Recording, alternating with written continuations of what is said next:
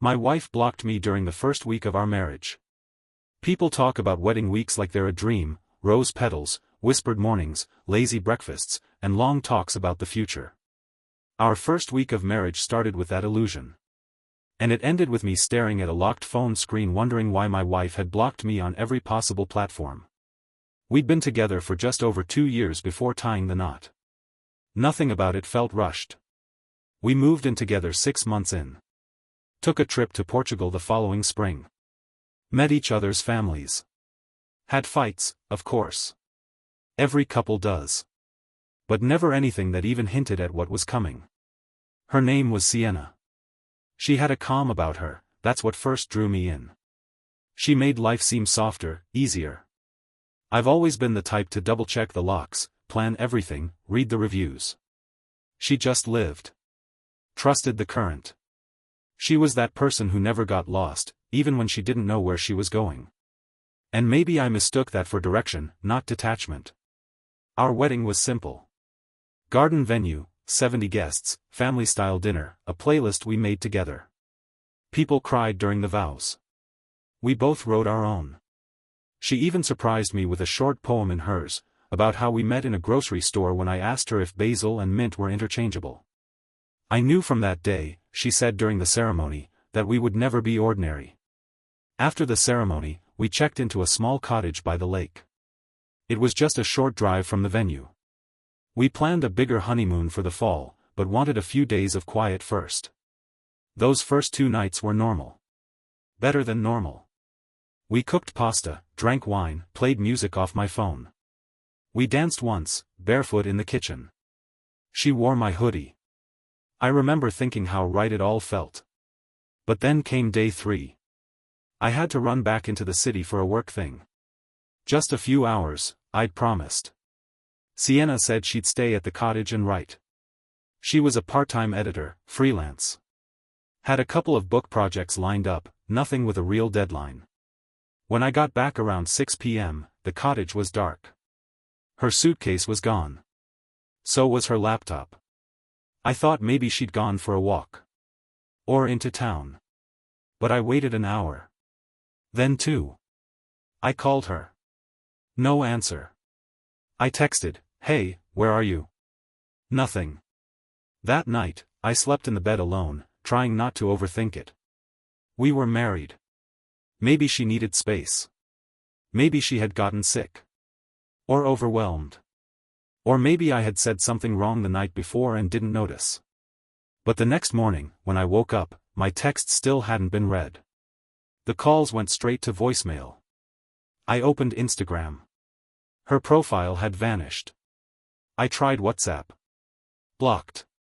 Messenger. Gone. That's when the panic started. I wasn't just locked out of communication, I was erased. And not gradually. Instantly. Cleanly. It felt like getting thrown off a train that hadn't even left the platform. I called her sister, Delia. We weren't close, but we'd shared enough family events to not make it weird. "Hey," I said, trying to sound calm. "Have you heard from Sienna?" There was a pause. Too long. "No," Delia said.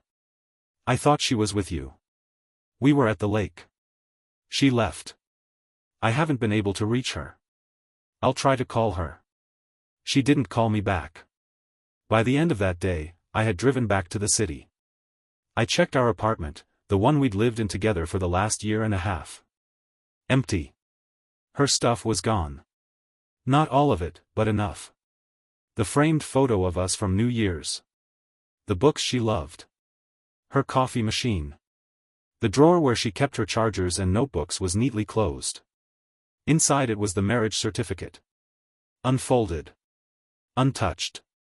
I sat on the couch and held it in my hands, reading the words like they'd been written for someone else.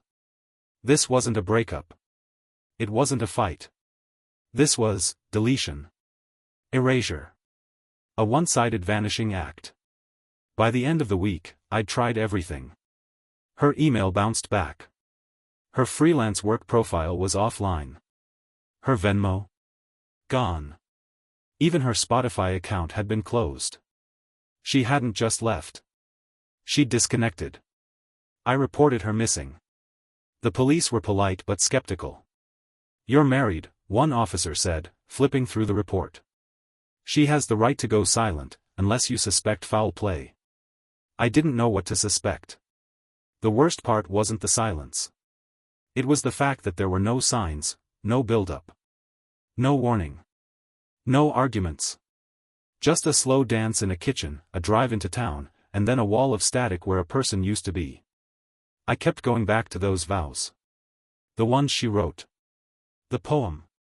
The smile on her face as she read them. Was any of it real? Was I real to her? I didn't know what to do. Who to talk to. My parents didn't even know yet. We hadn't made a post, hadn't sent out thank you cards. We were still sorting through gifts when she left. I sat in that apartment for hours that Saturday, scrolling through old photos, trying to find a clue, some moment that showed hesitation in her smile or distance in her eyes. But everything looked perfect. And maybe that's what terrified me the most. That someone could leave you while still looking like they loved you. By the time the second week of our marriage began, I'd stopped expecting Sienna to come back. That sounds dramatic, I know.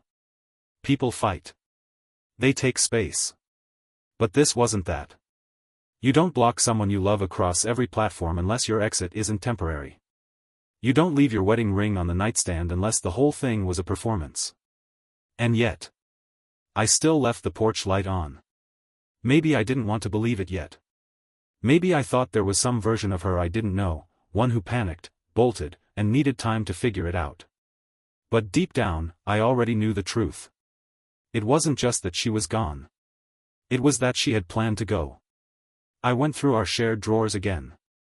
At first, just looking for something she might have left behind, a note, a clue, anything. Instead, I started noticing small, deliberate absences. Her journal, which she always kept by the bed, was gone. The backup drive with her writing? Gone. Even the plants she liked best, the little ones she kept in the window, had been taken. Not forgotten. Removed. Sienna had ghosted me, yes. But this wasn't an impulsive decision. She had prepared for it. Probably long before the wedding. That realization sat in my chest like ice. I tried reaching Delia again. Left a voicemail. Then another. When she finally texted me back, it was 2 words. Give it time. What did that even mean? Time for her to what? Come to terms with her abandonment? Figure out how to explain ghosting her husband 5 days after their vows? I didn't respond. Instead, I did what felt instinctive. I started walking. Nowhere in particular. Just city blocks and sidewalks, breathing hard, trying to shake off the static that had started filling my head. A week earlier I was a husband. Now I was a question no one wanted to answer. I walked past the cafe where we had our first, official, date. Past the park where she once surprised me with a birthday picnic. Past the library steps where we sat for hours, talking about everything from childhood regrets to bad movie endings. They all looked smaller now.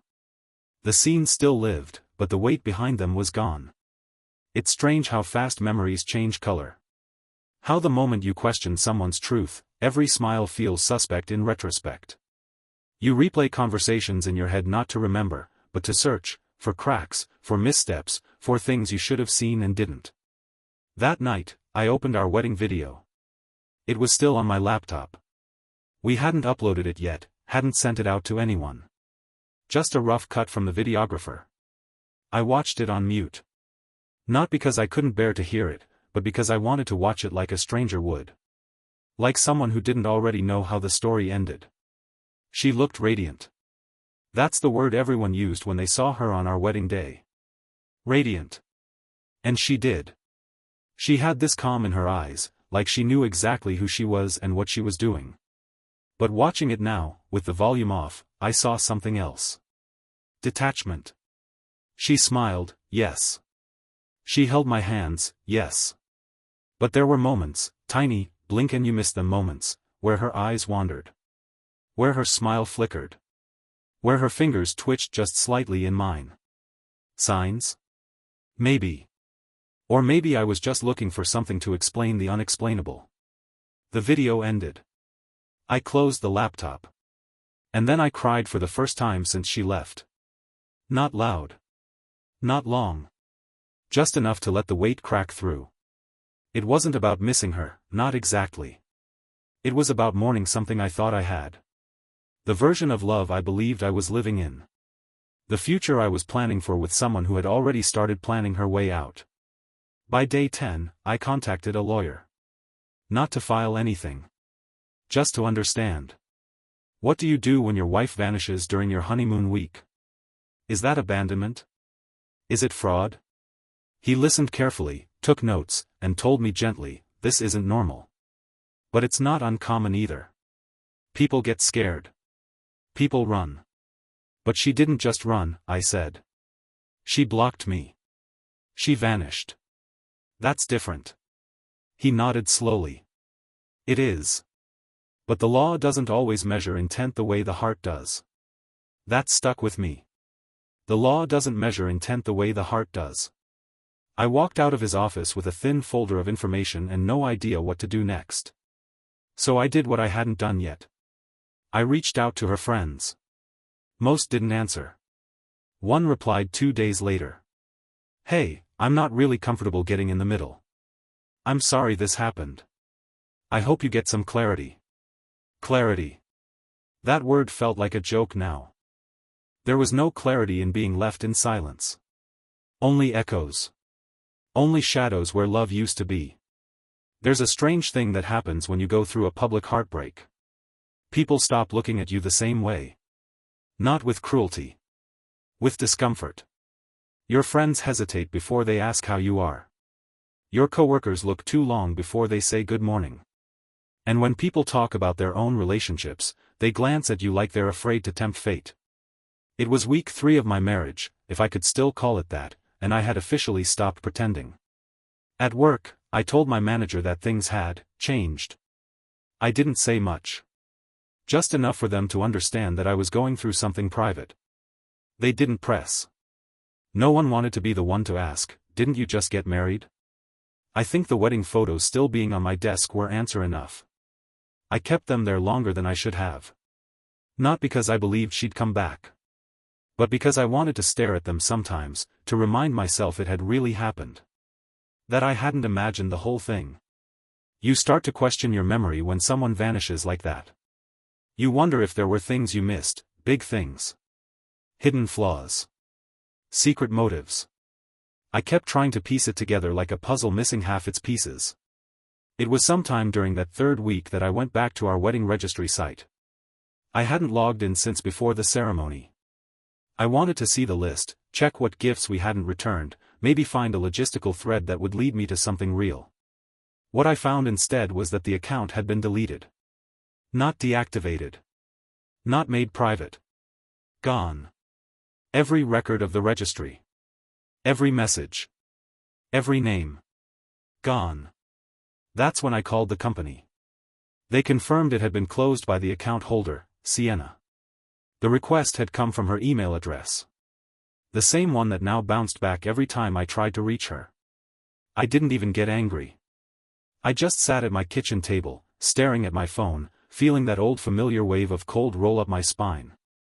It wasn't just a disappearance. It was a scrubbing. A clean break. She hadn't left crumbs. She had swept the floor. And then the next strange thing happened. Delia called. Not a text. A call. I answered immediately. Hello? Her voice was tired. I don't know how much I'm supposed to say. But I can't keep staying silent. I sat up straighter. She's okay. She's somewhere else. Not hurt. Not in danger. That's all I can tell you. That's not all I'm asking. I know. There was a long pause on the line. And then she said the first real thing I'd heard in weeks. She was scared. Of what? I don't know. Everything. The commitment. The weight of it. I don't think she expected to follow through. I think she thought she'd feel different when the day came. I closed my eyes. So why go through with it? Because people do things they're not ready for when they're trying to prove they've changed. And then what? I asked. She just blocks me? Leaves without a word? She thought it would be less painful than dragging it out. I actually laughed then. A dry, hollow thing. Less painful? I said. Less painful would have been a conversation. A note. Anything but vanishing. Delia didn't argue. She's not coming back, she said softly. I know that much. And that's it? I don't have the right to tell you anything more. But I thought you deserved something. We ended the call not with closure, but with quiet. It was more than I had before, but somehow it hurt even worse. Because now, it wasn't just confusion. Now it was betrayal dressed up as fear. She had married me to prove something to herself, and when it didn't feel the way she imagined, she ran. She couldn't face herself, so she erased me. That night, I took the wedding photos off my desk. I put them in a box with the program, the spare invitation, and the ring. It wasn't closure. But it was containment. I started seeing a therapist soon after. I told her everything. The ghosting. The silence. The wedding that turned into a vanishing act. She listened quietly for most of it. Then she said, "This sounds like someone who never actually committed. Not to you, to herself. And sometimes, people don't realize that until it's too late." I nodded. So what am I supposed to do with all that? She looked at me gently. Stop making it your job to understand someone who never let you in to begin with. That line stuck with me. Someone who never let you in. Maybe that was the truth. Maybe I hadn't married a partner, I'd married someone trying to fix herself through the illusion of love. And when the illusion broke, so did everything else. Time doesn't heal everything. But it does make the sharpness duller, the edges less jagged. By the end of the 4th week, I had stopped checking my phone in the mornings. I knew there wouldn't be a message. No apology. No explanation. The woman I married had ghosted me before the ink on our certificate had time to dry. I still hadn't told everyone. My parents knew, and a few close friends. But the rest of the wedding guests, the people who danced with us, gave toasts, sent gifts, they still thought we were honeymooning somewhere quiet. Living the dream. I had to correct that illusion eventually. And the first moment came unexpectedly. It was a Saturday afternoon. I was walking through the produce section of the local grocery store when I ran into Tom and Lindsay, a couple we'd had over for dinner once or twice. Lindsay smiled when she saw me. "Hey, Mr. Newlywed," she said. "Where's the bride?" The question hit like a sucker punch. I smiled out of habit. "She's not here." Tom clapped me on the back. Still floating on cloud 9? I opened my mouth, but nothing came out. Lindsay must have seen it in my face. Her smile faltered. "Is everything okay?" I considered lying. Telling them we were just taking time apart, or she was visiting family. Something neat and temporary. But I couldn't bring myself to do it. "She left," I said, softly. "First week." They stared at me like I'd just spoken a different language. "She what?" Lindsay asked. "She blocked me. Packed up and disappeared. I haven't seen her since the 2nd day after the wedding." Tom's mouth opened, then closed. Then opened again. I'm sorry." Lindsay looked stunned. "I thought you two were solid." "So did I." They offered the usual kindness. "Let us know if you need anything." But their eyes were wide, and when they walked away, I could feel the silence they left behind. I left my basket behind and walked out without buying anything. That was the moment I realized, I wasn't just grieving a person. I was grieving a reputation. A version of my life that other people still believed in. So I started telling the truth. Slowly. To the people who mattered. I didn't dramatize it. I just said what happened. She left. I don't know why. I don't think I ever really will. Some people were sympathetic. Some were awkward. A few offered advice I didn't ask for. But each time I told the story, I felt a little lighter. Not because it hurt less, but because it hurt more honestly. And then, the letter came. It arrived in a plain white envelope. No return address. No handwriting. Typed. Just my name. Inside was a single page. I don't expect you to understand what I did. I barely understand it myself. I panicked. I told myself it would pass. That I'd wake up one morning and feel like I could do it, be a wife, be a real partner. But I didn't. I felt trapped. And I know that's not your fault. You were everything you promised to be. I wasn't. I thought I'd feel different after the wedding. I thought the fear would fade. But it didn't. It got worse. I didn't want to hurt you. I thought disappearing would hurt less than staying and lying every day. I'm sorry. You didn't deserve this. And you don't owe me forgiveness. There was no name at the bottom. Just white space. But I knew who it was from. I sat at my kitchen table, reading that letter over and over. Not because it changed anything. But because it answered the question I'd been carrying like a stone. Why? The answer was still messy, vague. But it was something. Panic. Fear. The realization that she'd stepped into something she didn't have the capacity to sustain. I didn't feel better after reading it. But I did feel unchained. For the first time, it wasn't about me being not enough. It was about her not being ready. And somewhere in that mess, I found a piece of peace. I didn't respond. There was no return address. No phone number. And if I'm being honest, I didn't want to respond. What would I say? I understand. I forgive you. Thank you for disappearing quietly instead of loudly. None of those were true. But what was true was this. I didn't need the closure I thought I did. I needed the mirror. To look at myself and say, you didn't cause this. You didn't fail. You just trusted someone who didn't know how to stay. I took the letter. I folded it once. And then I put it in the same box where I'd stored the ring, the photos, and the rest of the short-lived wedding artifacts. It was a box full of promises that hadn't made it past a week. But it was mine now. Not to carry. Just to leave behind. By the 5th week, the phrase, "I'm married," stopped feeling true in my mouth. I didn't say it out loud anymore. Not to strangers. Not to acquaintances. Even when filling out forms, I paused at the marital status checkbox. What do you call yourself when your wedding ended before the receipts were filed? The legal system had an answer, eventually. I filed for an annulment. The process was simple enough. We hadn't merged finances. No property. No children. No disputes. Just a signature, and a few court documents that felt more clinical than cathartic. On paper, it would be like it never happened. But emotionally, that was a different story. I wasn't angry anymore. Not in the burning, consuming way I had been in the early days. Now the anger was quieter. Settled. It had turned into something else, awareness. I knew what I'd missed. I knew how I'd been blinded by the version of Sienna I wanted to believe in. The woman who made life feel spontaneous. Adventurous.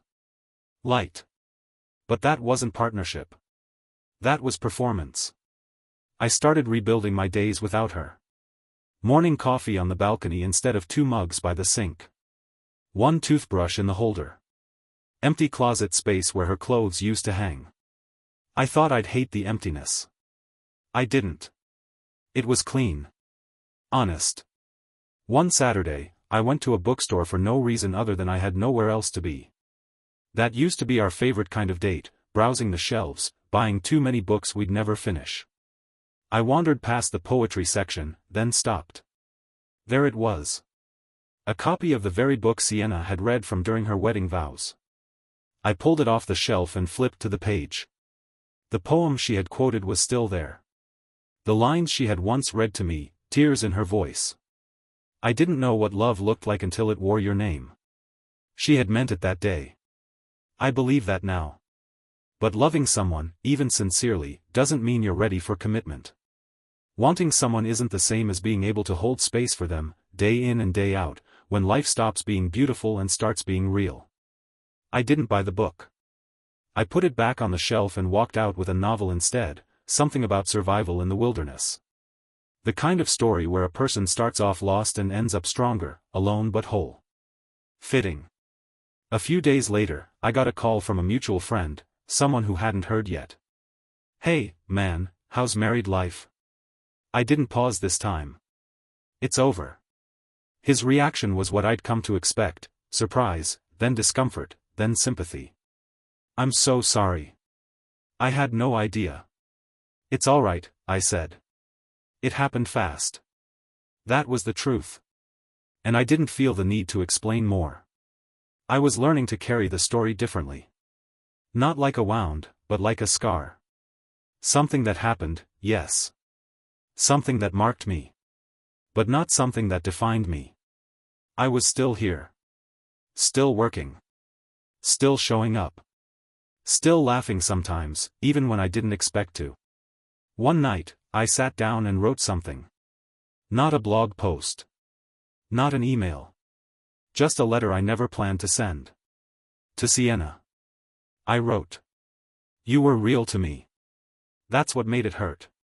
I don't know where you are now, or what you're doing, or if you still think about those few days when we tried to call it love. But I hope you're finding your way. I'm not angry anymore. I've just accepted that some people walk into your life not to stay, but to show you what you won't settle for again. I still believe in love. I still believe in marriage. But I'll never again believe that silence is kindness, or that leaving without a word is protection. You didn't spare me pain. You only postponed it. And I faced it anyway. I folded the letter and placed it in the box with everything else. Then I took the box to a storage unit, not to hide it, but to put distance between me and the version of myself who believed a wedding band would solve everything. When I locked that door, I felt something unexpected. Freedom. Not because she was gone. But because I had let go.